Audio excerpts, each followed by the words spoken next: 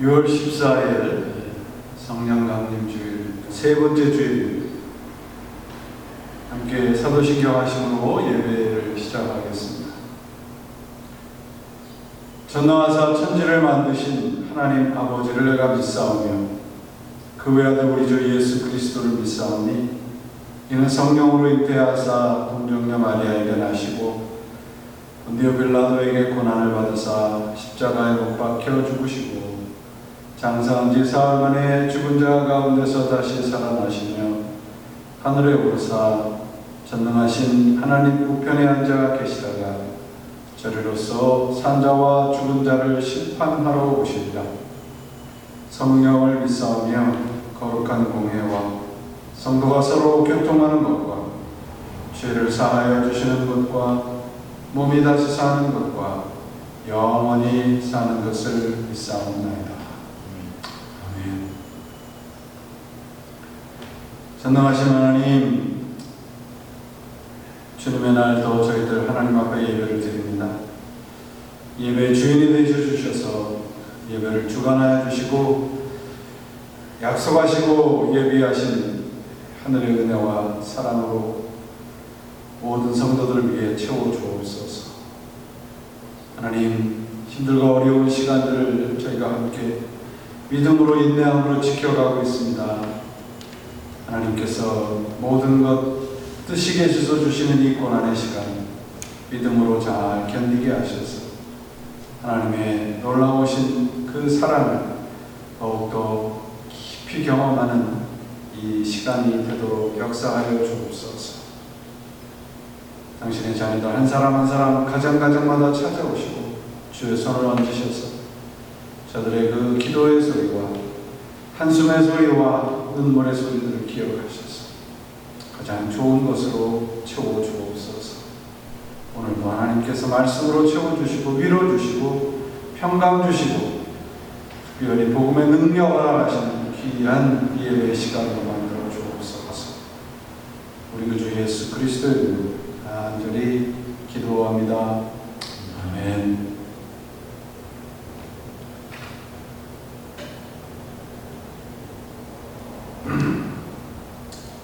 요즘처럼 어려운 시절이 되면 성경의 이야기 가운데 자주 등장하는 내용이 다윗과 골리앗의 이야기일 것입니다. 그리고 연약한 다윗이 물맷돌 5개로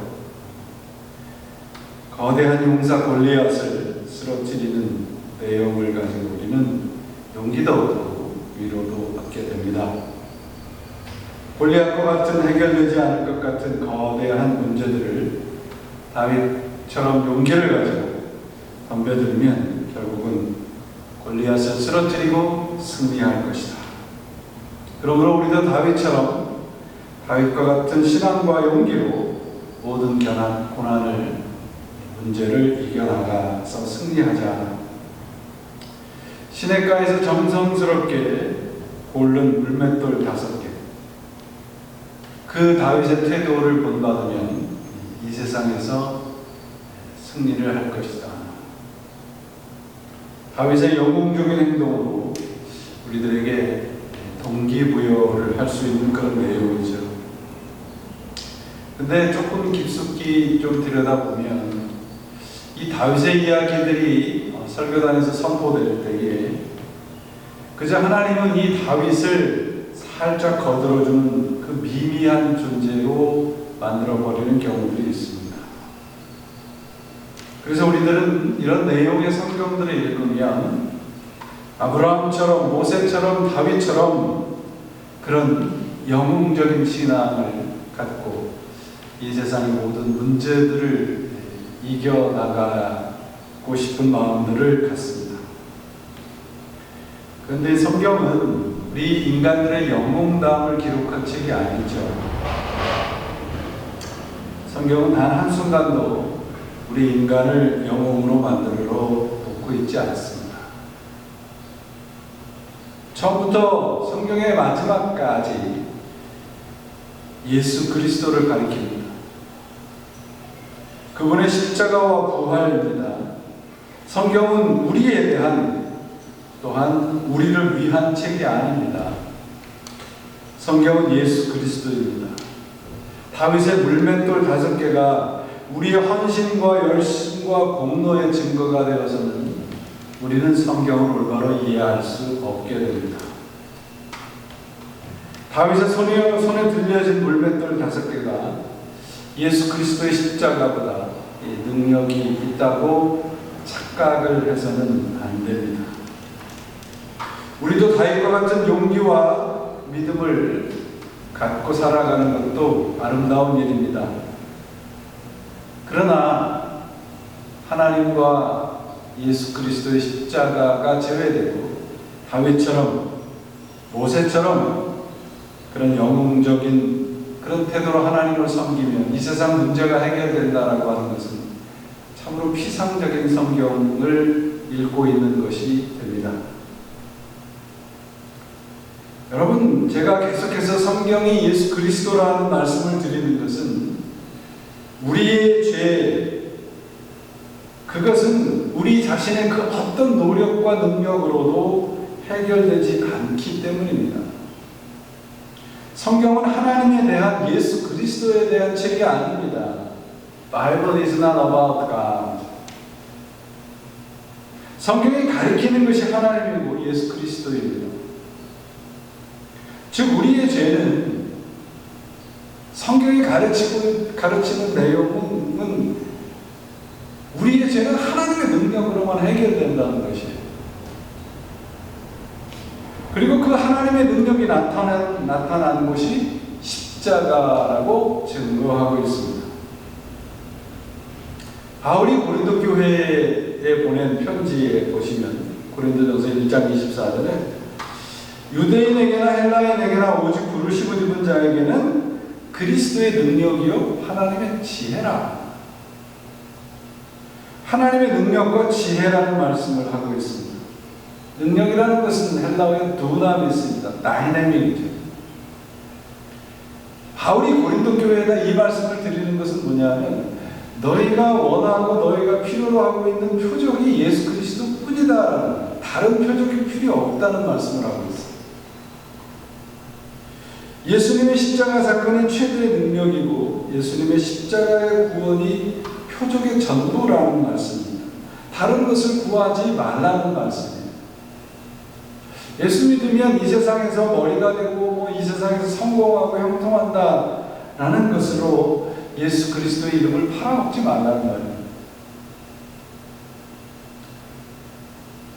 예수를 참으로 믿는 사람은 그래서 예수님 이외에 다른 표적을 구하지 않게 됩니다. 그분의 이 두나미스, 표적, 권능으로도 충분하고도 남기 때문입니다. 우리는 지금 요한복음을 통해서 예수 그리스도의 십자가 형벌의 현장에 와 있습니다. 이 구원과 사랑의 십자가의 이 내용을 읽으면서 그저 단순히 몇 번의 감동과 감격스러운 눈물로 대신해서는 안 됩니다.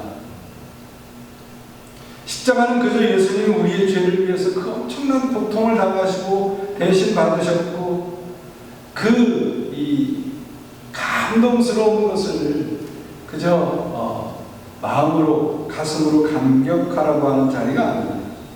하나님이 우리를 어떻게 사랑하셨고 하나님이 우리를 지금 어떻게 사랑하고 계시다는 것을 직접 목격하라는 말이에요.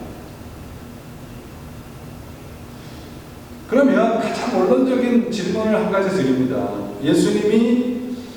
하나님이 예수님을 십자가로 보내신 이유가 뭘까요?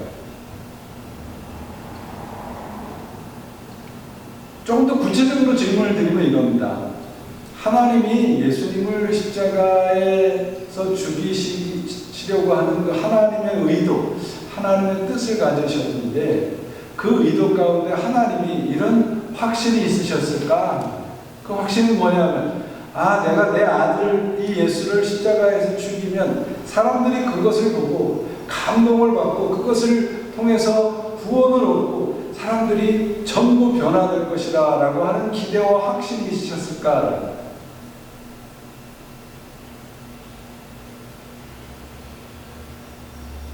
스스로에게 한번 물어보세요. 내가 예수를 알고 예수를 믿기 전과 예수를 믿기 후와 물론 다른 점들이 있겠죠. 그러면 정말 내가 하나님이 원하시는 그 자리, 하나님께서 나의 삶을 통해서 그리스도의 십자가를 통해서 원하는 자리로 우리는 지금 변화되고 새로운 삶을 살아가고 있는가? 저는 자신 있게 대답하지 못하겠더라고요. 하나님은 그런 기대와 확신을 가지시고 예수 그리스도를 십자가에다가 내어주셨을까? 성경을 읽어보니까 그렇지 않다는 생각이 드는 거죠. 하나님은 당신의 아들을 십자가에 달려 죽이셔도 우리 인간은 변하지 않는다는 것을 분명히 아셨어요.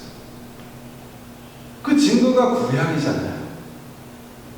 수없는 선지자들을 이 땅에 보내셔서 하나님의 뜻을 전하셨고 하나님의 말씀대로 살기를 원하시고 하나님의 백성답게 살기를 원하셨지만 구약은 어떻습니까? 구약에 나오는 지금도 마찬가지지만 우리 인간들은 한 번도 하나님의 기대에 부응한 적이 없어요.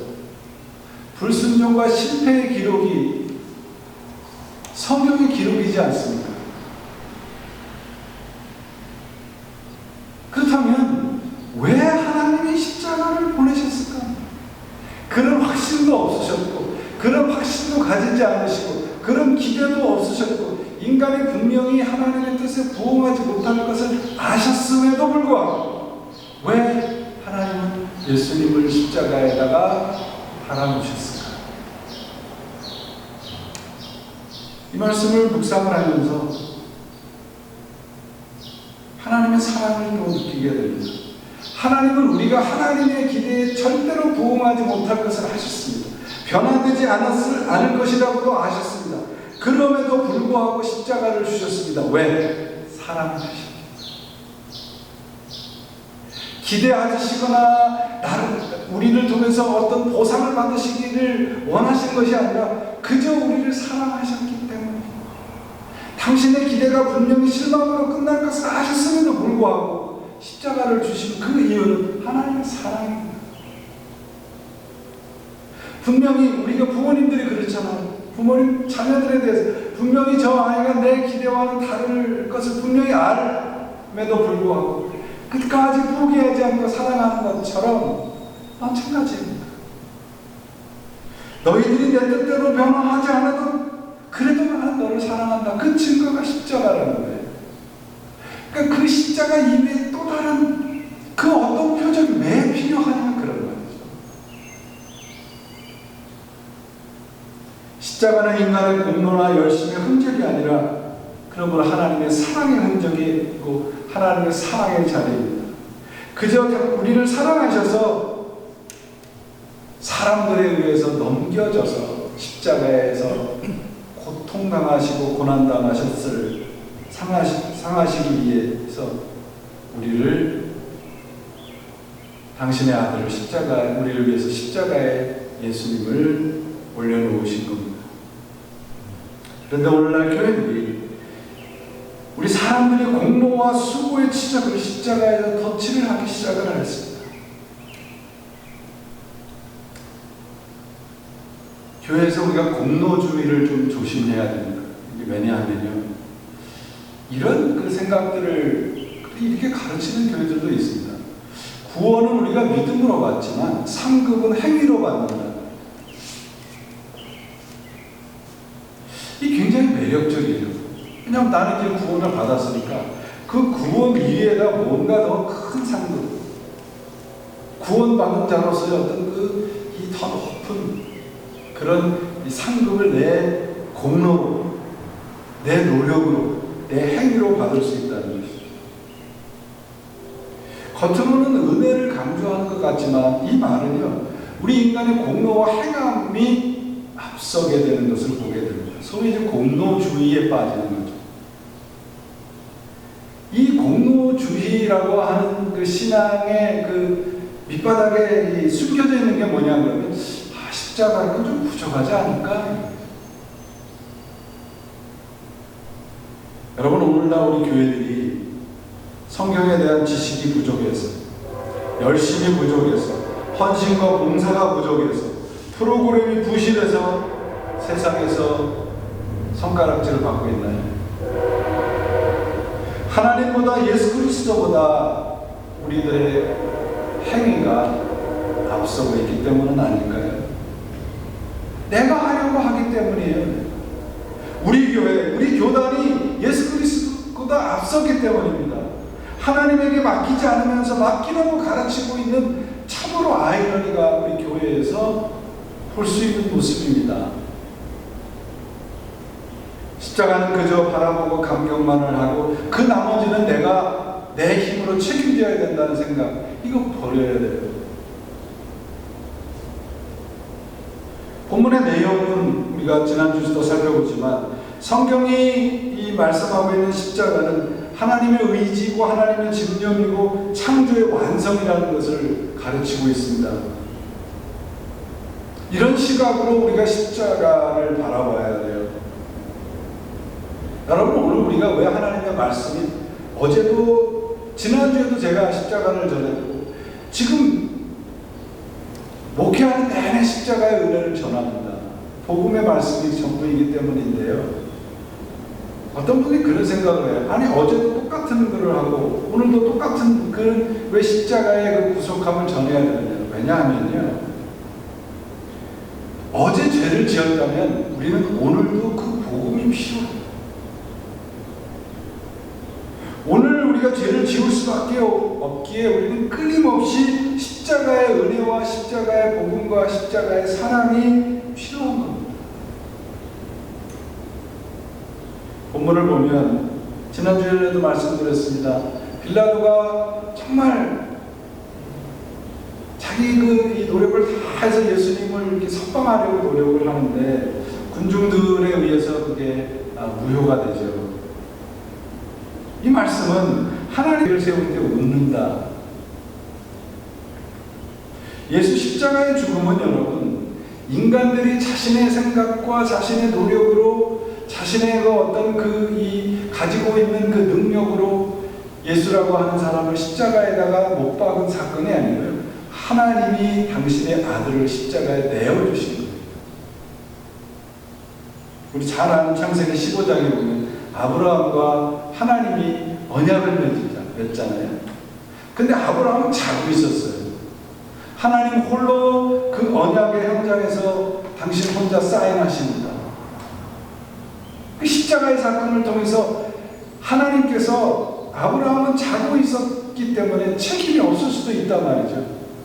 그러니까 그 인간의 그 하나님과의 약속을 어긴 그 인간의 그 죄에 대해서 하나님 홀로 책임을 지는 거예요. 그게 십자가예요. 인간의 불순종의 대가를 하나님 홀로 담당하신 것입니다. 그러므로 십자가는 하나님의 고집이고 의지의 사건이에요. 하나님이 이처럼 신실하신 분이세요. 약속을 변경하지 않으시는 분이십니다. 이게 바로 창조의 하나님인 거예요. 창조라고 하는 것은 제가 몇 번 말씀드렸듯이 창조라는 말씀 속에는 하나님이 시작하신 것은 하나님이 완성하신다는 것이고, 우리가 하나님의 창조물, 피조물이라는 말씀은 하나님이 우리를 붙드셨다면 하나님이 우리를 완성하시는 자리까지 놓지 않으시겠다는 거예요. 우리는 조그마한 어떤 작은, 그리고 세상 속에서 당하는 많은 어려움이 올 때 이 창조주의 하나님을 잊어버려요. 하나님은 우리와 한 약속을 결코 변경하시거나 취소하시지 않는 분이십니다. 우리 인간들이 변덕을 부리는 것이죠. 오늘 본문 16절을 보시면 이에 예수님을 십자가에 못 박도록 그들에게 넘겨주리라. 물론 이 예수님을 넘겨준 것은 빌라도이고요. 예수님을 넘겨받은 사람들은 군중들입니다. 그런데 빌라도와 군중들 모두 하나님의 그 십자가의 사건을 완성하기 위한 하나의 도구에 지나지 않아요. 그러므로 십자가는 하나님의 약속의 성취입니다. 곧 우리가 하나님의 의도대로 변화되어서 성화되어 가지 못해도 사랑하시겠다는 그 증거, 그 의지의 성취가 십자가입니다. 우리가 하나님의 뜻대로 살았기 때문에 그 보상으로 십자가를 지신 게 아니란 말이에요. 이 빌라도가 예수님을 넘겨주었다라고 하는, 이 넘겨주었다는 말씀 속에 하나님의 이 사랑과 의지가 숨겨져 있습니다. 이 단어 속에. 똑같은 파라디도미라고 하는 이 넘겨준다라고 하는 단어가 사용된 것이 로마서 8장 32절입니다. 자기 아들을 아끼지 아니하시고 모든 사람을 위하여 내어주신 이가 어찌 그 아들과 함께 모든 것을 우리에게 주시지 아니하리요. 우리 모든 사람을 위해서 자기 아들을 아끼지 아니하시고 내어주셨다. 오늘 그 본문이 16절, 요한복음 19장 16절 말씀 내어준다라는 똑같은 헬라어 단어가 사용되고 있습니다. 그러니까 예수님을 십자가에 넘겨준 것은 빌라도가 아니고 누구라고 하는 거예요? 하나님. 하나님께서 우리 모든 교회를 위해서, 모든 세상을 위해서, 교회를 위해서 예수님을 십자가에 내어주시는 것입니다. 로마서 4장에도 똑같은 피도디노미라고 하는 이 내어준다라는 단어가 나와요. 로마서 4장 25절입니다. 예수는 우리가 범죄한 것 때문에 내어주게 되고, 예수님의 십자가의 사건의 주도권이 누가 가지고 있느냐? 하나님이라는 말씀을 하고 있습니다. 왜 하나님이 이것을 하셨다고요? 우리를 사랑하셨기 때문에. 여러분, 이렇게 우리가 어려운 시대를 살고 있잖아요. 모든 것이 더 불확실해지고 모든 것이 정말 확실한 것이 아무것도 없어요. 그럴 때 우리가 십자가를 바라보면, 하나님이 나를 붙들고 계신다면, 내가 하나님 안에 살아가고 있다면, 하나님은 당신을 내어주기까지 우리를 사랑하셔서 그 일을 이루신다는 신앙으로 우리가 가야 되는 것이죠. 그러면 우리가 이 불안한 시간을 말씀 가운데서 견뎌낼 수 있습니다.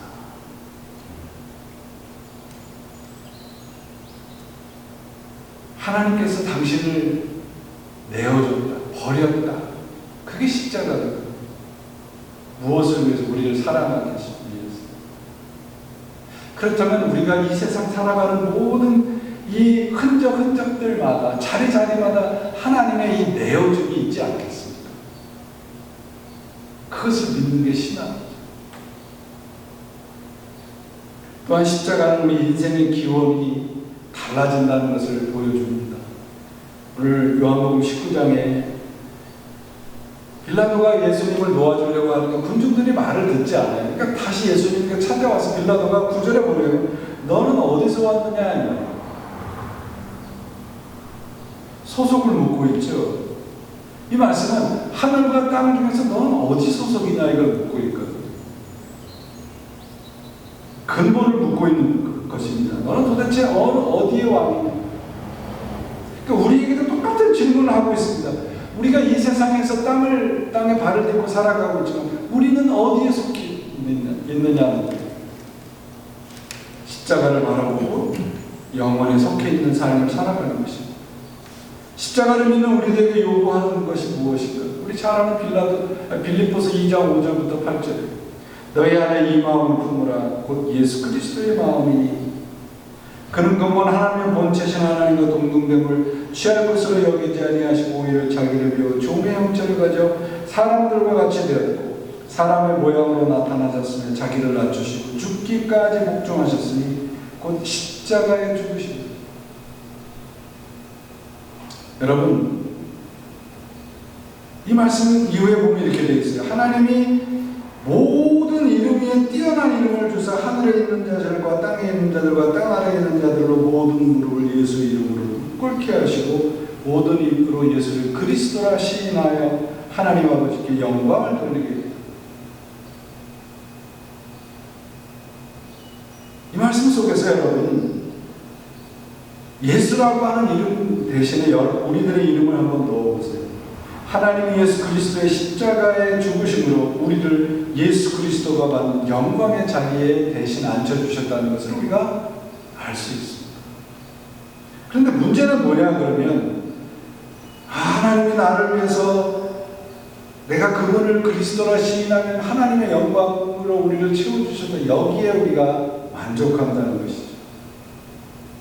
그 다음 말씀이 사도 바울이 빌립보 교회에 보낸 편지에 그렇게 되어 있습니다. 2장 12절 그러므로 너희가 구원을 받았으므로 이 말이죠. 구원을 받은 사람은 복종하여 두렵고 떨림으로 구원을 이루라. 그렇게 말씀을 하고 있습니다. 이 구원을 이루라는 말씀을 무슨 어떤 뭐를 이루고 공덕을 쌓는 거라고 생각하는 것이 이제 우리 문제죠. 열심으로 공로를 쌓으면 상급을 받을 수 있다. 이 공로주의와 내가 뭔가를 해서 그것에 대한 그것보다 훨씬 더 내가 한 일보다 훨씬 더 큰 보상을 받는다는 이 번영의 신학은 중세의 교회에 파는 면제부보다 훨씬 더럽고 타락한 악입니다. 여러분 아까 말씀드렸듯이 구원은 은혜로 받고 상급은 행위로 받는다. 성경은 어디에도 이런 가르침을 한 적이 없습니다. 한국의 뭐 신천지가 이 코로나 바이러스 때문에 또 다시 이렇게 언론의 주목을 받죠. 신천지의 놀라우게도 젊은 사람들이 그렇게 대학생들이 많이 미혹이 된다고. 그래서 그 이유를 좀 보니까 이런 겁니다. 그들의 교리에 따르면요, 내가 구원을 받으면 그리고 그 열심히 신천지에 그 헌신하고 전도하고 하면 그들이 말하는 14만 4천 안에 들어간다는 거예요. 14만 4천이 이미 다 찼대요. 그러니까 14만 4천이 이미 찼기 때문에 거기에 준비된 반에 들어가려면 또 더 열심히 한다고 가르치는 거예요. 이렇게 가르치는 거예요. 정말 너희가 열심으로 헌신하고 봉사하면 너희 후손이 1000대까지 복을 받을 것이고 하늘의 제사장이 된다. 성경 어디에 이런 교리가 있습니까? 왜 이런 거짓말에 사람들이 미혹이 되느냐? 내가 한 만큼 신앙의 보상이 있다고 생각하기 때문에 공로주의죠. 신천지만의 문제가 아니고 오늘날 교회들이 엄청나게 여기에 따르고 있습니다. 이름은 신천지가 아닌데 거기서 가르치는 교리와 별반 다르지 않다 말이죠. 근데 성경은 뭐라고 얘기를 하냐면 에베소 2장 8절이 너무 잘 아는 말씀입니다. 여러분은 믿음을 통하여 은혜로 구원을 얻었습니다. 이것은 여러분에게서 난 것이 아니요 하나님의 선물입니다. 영어로 보면 훨씬 더 잘 알죠, 이 말씀. By grace through faith. 우리는 하나님의 은혜로 구원을 얻고 그 은혜로 우리의 그 믿음으로 말미암아 구원의 자리에 앉게 되는 겁니다. 그러므로 구원을 이루라는 말은 공덕을 쌓으라는 말이 아니라 하나님의 뜻대로 살라는 겁니다. 빌립보서 2장 13절 말씀을 보시면요, 본문의 이 원문의 이 말씀을 보시면 2장 13절이 우리 한국어 성경에는 왜냐하면이라고 하는 헬라어 원문에 있는 단어가 번역이 되지 않았어요. 그래서 이 말씀을 조금 이 원문에 가깝게 번역을 하면 이렇습니다. 너희는 두렵고 떨림으로 너희 구원을 이루어라. 왜냐하면 하나님이 그 기쁘신 뜻을 위하여 할 수 있도록 너희 안에서 역사하시는 것이다. 이 말씀은 무슨 말씀이냐면 우리가 하나님의 자녀가 되는 거야. 하나님의 자녀답게 열심히 살아야 되겠지만 우리를 하나님의 자녀답게 만드는 것은 내 행위가 아니고 하나님의 의지라는 거예요. 말씀이 아니라 나를 하나님의 자녀로 만드시는 완성하시는 것은 내 행위가 아니고 하나님의 뜻이라는 거예요. 하나님의 은혜라는 거예요. 우리를 혼자 내가 뭔가 어떤 일을 하고 행위를 해서 혼자 뭔가를 이루가게 그냥 두시는 분이 아니고요. 하나님은 우리 안에 활동하셔서 여러분으로 하여금 하나님을 기쁘게 해드릴 것을 간절히 바라게 하시고 그렇게 실천하신 분이십니다. 이게 빌립보서 2장 13절 말씀입니다. 그러니까 구원을 이루라는 말씀은 내가 뭔가를 해서 어떤 그 능력을 발휘하고 어떤 걸 이루러 이런 말씀이 아닌 겁니다.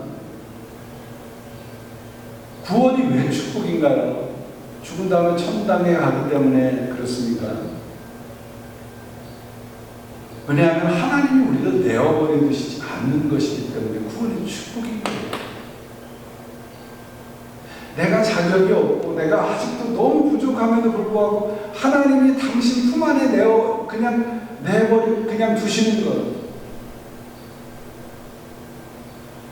하나님의 소원은요, 우리를 향한 하나님의 소원은 다른 거 아니고 우리 자신입니다. 나로 하나님이 구원받은 백성답게 구원을 누리고 살아가게끔 원하시고 그렇게 이끌어 가시는 분이십니다. 구원을 이루라는 말씀은 구원을 누리라는 말씀이죠. 하나님의 소원은 소원의 전부는 우리 자신입니다. 우리의 소원의 전부는 누군가요? 구원을 이루는 삶이라고 하는 것은 하나님이 나에게 모든 것을 걸고 계시고 그 일을 완성하기 위해서 오늘도 행하고 계시고 나와 함께 하신다는 것을 믿어지는 사람, 그렇게 사는 사람을 구원을 이루는 것. 이런 믿음이 있으면 오늘 현실적인 어려운 문제, 이런 것들이 우리 삶에 걸림돌이 되지 않을 수 있습니다. 왜냐하면 내가 혼자가 아니기 때문에. 여러분, 구원을 이루라는 것은 그러므로 하나님의 소원을 품고 살라는 것입니다. 내 소원과 욕망을 버리고 하나님의 소원대로 살기를 원하고 애쓰는 삶이죠. 구원이라는 것은 여러분, 주도권이 하나님에게 있는 것입니다. 상급도 마찬가지입니다. 하나님에게서 시작된 것은 하나님이 끝내고 완성하실 것입니다. 우리는 그저 그분 안에 평강과 감사, 찬양을 드리면서 한 발 묵묵히 걸어가면 될 것입니다. 사랑하는 여러분, 우리가 예수를 믿는다는 게 뭔가요? 그것은 나 자신의 모든 의지적인 것, 경험적인 것, 종교적인 노력, 모든 노력을 그분 앞에 포기하는 것입니다. 하나님이 나를 살리시든지 죽이시든지 알아서 하십시오. 이게 예수 믿는 거예요. 우리 사람에게 가장 힘들고 고통스러운 것이 내 자신을 포기하는 것이잖아요. 그래서 예수님께서 십자가를 지신 겁니다. 포기하고 여기 오면 하늘에 속한 것을 모두 다 주신다는 것이죠. 예수 그리스도의 복음의 축복의 내용은 그러므로 하나님이 예수 그리스도를 우리 위해서 넘겨주신 겁니다. 영어 표현을 보니까 하나님이 세상을 이처럼 사랑하사 독생자를 주셨습니다. deliver. 여러분, 우리가 성경이 죄인의 상태를 어떻게 표현하는가 보세요. 로마서 1장 24절 보세요. 그러므로 하나님께서 저희를 마음의 정욕대로 더러움에 내어버려 두사, 그냥 내어버려 주는 거예요. 이게 죄악의 상태입니다. 내어버려 두사라는 말은 버렸다는 말이에요. 넘겨주었다는 말이에요. 오늘 본문 로마서 19장 16절 말씀, 내어버려, 넘겨주었다. 하나님이 당신의 간섭과 보호의 손을 놓은 것이죠. 죄에 내어버리는 상태. 그게 죄입니다. 그러니까 하나님이 버린 상태입니다. 하나님이 우리를 버리고 우리도 하나님을 버린 상태가 죄죠. 그러면 반대로 구원이 뭐냐 하는 것은, 구원은 하나님이 하나님 자신을 우리들에게 내어주신 거예요. 하나님이 당신을 내어버린 자리, 내어주신 자리가 구원이 되는 것입니다. 하나님이 당신을 내어주신 것이 바로 십자가입니다. 하나님의 내어주심, 이게 구원입니다. 하나님은 그저 우리 마음대로 욕망대로 살도록 내어버려 두신 것은 그런 상태에서 하나님 자신을 우리들에게 내어주셔서 내 마음대로 살던 상태에서 건져내 주신 것, 그게 구원이랍니다. 그러니까 이 하나님의 내어주신 여기에 우리 인간들이 무엇이라도 보탤 수 있다고 생각하는 것이 바로 죄입니다. 내어주신 하나님, 그리고 내어주신 예수 그리스도를 믿음으로 바로 그 자리 십자가를 따라 살아갈 때 소망이 있습니다. 우리가 정말 주님 하나님 안에 신앙을 좀 돌아보기를 바랍니다. 우리가 하려는 모든 것들은 하나님이 버린 것들이에요. 우리가 계획하고 우리의 뜻대로 하려고 하는 그 대부분들은 하나님이 내어버린 것입니다. 십자가는 그러므로 내가 하나님이 내어보신 그것을 하나님 앞에 내어버리고 그분 안에 우리가 뛰어드는 것입니다. 주님 안에 속하지 않은 것들을 다 넘겨주시기를 바랍니다. 십자가에다 넘겨주어야 살 수 있습니다. 하나님은 우리를 위해서 아무런 조건 없이 하나님 자신을 우리들에게 내어주셨습니다. 그러므로 우리의 신앙, 삶의 목적은 예수 그리스도입니다. 반드시 그분이어야 합니다. 신앙의 대가를 말하는 것은 내가 아직도 죄 안에 있다는 증거입니다. 하나님이 내어버리던 상태가 바로 포상과 인정을 말하는 것이죠. 여러분들 생각해 보세요. 우리 기독교를 제외한 모든 다른 종교는 다 내가 하는 것을 두면서 신을 얼고 달래서 내가 원하는 걸 얻어가려고 하는 거예요. 신이 좋아할 만한 것을 드리고 바치고 그리고 내가 원하는 것을 얻어가는, 그게 세상의 다른 종교들입니다. 왜 그런 걸 쫓아가려고 해요, 교회가? 우리는 하나님에게 뭐를 바쳐서 뭔가 내가 해서 그걸 얻어내려는 것이 아니라 하나님이 당신 자신을 우리들에게 내어주신 거예요. 그게 십자가예요. 그게 기독교예요. 그걸 믿는 게 신앙이란 말이에요. 그러므로 여러분, 우리가 해야 할 아무것도 없어요. 솔직하게 말씀드립니다. 두 손 높이 들고 정말 주님께서 우리들에게 예비하신 하나님의 나라에 들어갈 면목 없지만 두 손 높이 들고 그분 뒤를 따라가요. 그게 신앙이에요. 그게 우리 기독교의 축복입니다. 은혜 속에서 우리가 주님을 배신할 것도 아셨고 우리가 주님의 뜻대로 살지 않을 것을 아셨음에도 불구하고 당신을 내어주신 하나님, 우리도 그분에게 내어주실 것이, 내어드릴 것이 무엇입니까? 우리 자신입니다. 이제 두 손 들고 주님 그 자리에 함께 가려 합니다. 이제 우리가 앞으로 예배당에서 모여서 다시 신앙생활을 하게 될 것입니다. 이전의 모습이 그저 내가 내 힘으로 내 능력으로 뭔가를 하려고 했던 자리였다면 그 자리들을 다 버리시고 우리 함께 주님 앞에 높이 손들고 주님, 당신께서 원하시는 그 자리에 우리가 손들고 가려 합니다. 이런 십자가의 신앙으로 다시 우리 함께 모여서 주님께서 원하시는 참된 복음이 증거되는 우리 교회와 여러분들의 신앙으로 살아가셔서 십자가가 진정한 신앙의 목표가 되는 것, 그래서 그 신앙의 목표를 향해서 한 걸음 한 걸음 걸어가시는 여러분 모두가 되시기를 예수님의 이름으로 축원을 드립니다. 기도하시겠습니다. 하나님 감사합니다. 오늘도 하나님께서 말씀을 주셨는데 수서없이 우리 인간의 언어로 제가 하나님 이 말씀을 증거했을지라도 하나님께서 모든 성도들 마음속에 영적인 능력으로 주셔서 이 십자가의 복음이 온전히 우리의 삶의 능력이 되고 삶의 방향이 되어서 주님 앞에 내어드리는 저희들의 삶으로 이 길을 걸어가게 도와주옵소서. 예수 그리스도의 이름으로 감사하며 간절히 기도합니다. 아멘.